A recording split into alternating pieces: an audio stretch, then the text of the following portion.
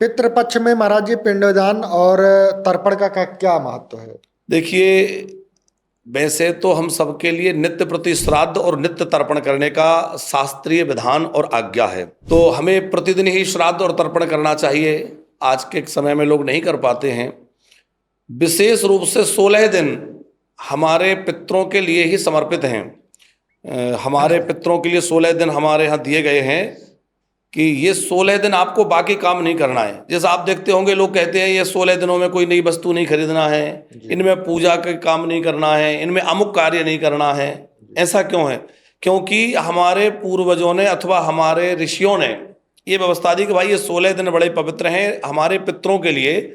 इन 16 दिनों में हमारे जो भी पूर्वज हैं, हमारे पितृ हैं, वो सब के सब यहाँ भूमंडल पर आते हैं सूक्ष्म रूप से, और हमारे द्वारा प्रदत्त अन्न जल आदि को ग्रहण करके तृप्त होते हैं।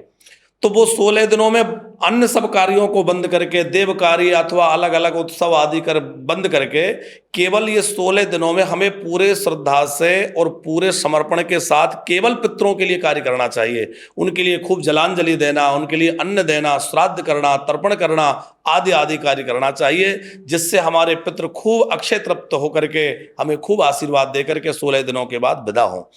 जैसा कि एक कथा है कि जो महाभारत में कर्ण हुए, कुंती पुत्र कर्ण, उन्होंने स्वर्ण दान बहुत किया था पर अन्नदान नहीं किया। और जब वो स्वर्ग गए तो वहां उनको स्वर्ण ही स्वर्ण मिला पर अन्न खाने को नहीं मिला। उन्होंने कहा भाई मुझे अन्न चाहिए, स्वर्ण से क्या होगा जी। तो कहा गया कि भाई आपने तो स्वर्ण दान ही किया है, अन्नदान तो कभी किया नहीं। उन्होंने कहा मुझे कुछ समय मिल जाए तो मैं जाकर के अन्नदान करूं। तो उन्हें ये 16 दिन दिए गए। तो 16 दिनों में आकर उन्होंने खूब अन्न वस्त्र आदि का दान किया, जिससे उनको स्वर्ग में अन्न वस्त्र की व्यवस्था खूब हुई। तो हमारे जो भी पितृ अथवा पूर्वज हैं, केवल इस जन्म के नहीं बल्कि कई कई जन्मों के हमारे जो पितृ हैं, पूर्वज हैं, वो बड़ी आशा लगा करके आते हैं। उन सबको भूमंडल पर 16 दिनों के लिए भेजा जाता है। हम लोगों के द्वारा जो भी उनके निमित्त किया जाता है उससे वे प्रसन्न होते हैं।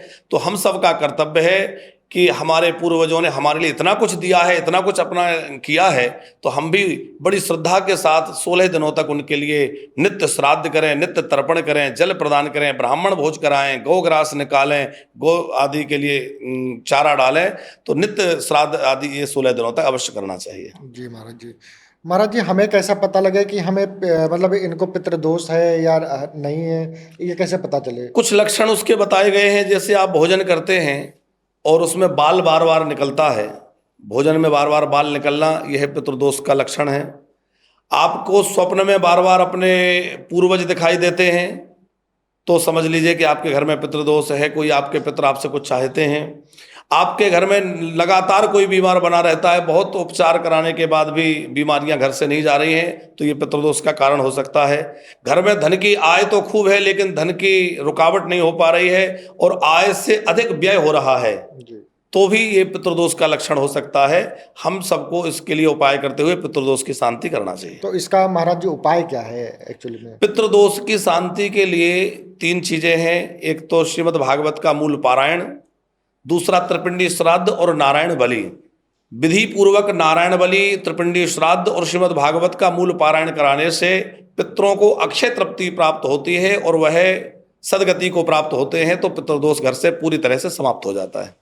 मैंने सुना है कि केवल पंडित ब्राह्मणों को भोजन कराने से ही श्राद्ध पूरा होता है, या कोई भूखा इंसान पक्षी को भोजन कराया जा सकता है? देखिए, भोजन का अधिकारी तो वह है जिसके पेट में भूख है। तो कोई भी भूखे को आप भोजन कराइए, अनाथों को भोजन कराइए, वृद्धाश्रम में जाके भोजन कराइए, किसी भी भूखे को भोजन कराइए। और श्राद्ध पक्ष में कराते हैं तो और विशेष हो जाता है। लेकिन श्राद्ध में ब्राह्मण जमाने का कारण यह है कि ब्राह्मणोश्य मुखमासीद, ब्राह्मण को भगवान का, पितरों का मुख कहा गया है।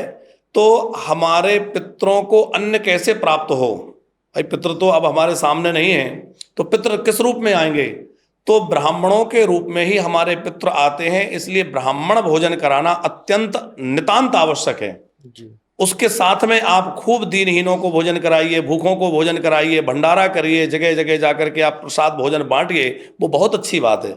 लेकिन श्रद्धा पूर्वक घर में ब्राह्मण को बुला करके उनको अपने पितरों का स्वरूप मान करके, ये ना माने कि ये ब्राह्मण बैठा है, बल्कि ये माने कि इनके रूप में हमारे पिताजी, दादाजी अथवा हमारे पूर्वज बैठे हैं, उनको हम जमा रहे हैं, ऐसा मानते हुए, पितरों को मानते हुए ही ब्राह्मण को भोजन अवश्य कराएं। बाकी सब भूखों को भोजन कराएं और ज्यादा से ज्यादा अन्न दान उस दिन करना चाहिए।